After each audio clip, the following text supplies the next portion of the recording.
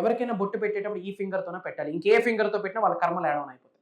ఎదుటి వ్యక్తికి మీ చేతులతో మీరు బొట్టు పెట్టేటప్పుడు చూపుడు వేలు మాత్రమే వాడండి. ఇంకేది వాడినా వాళ్ళ కర్మలు మీకు యాడ్ ఆన్ అయిపోతాయి.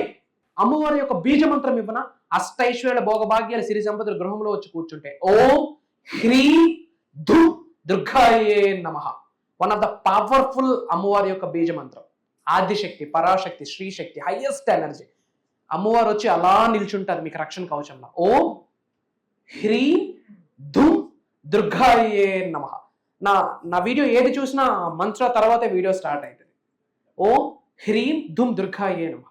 చాలా టెంపుల్స్లో చూసిన విగ్రహాలకి ఏమేమో వాడుతూ ఉంటారు.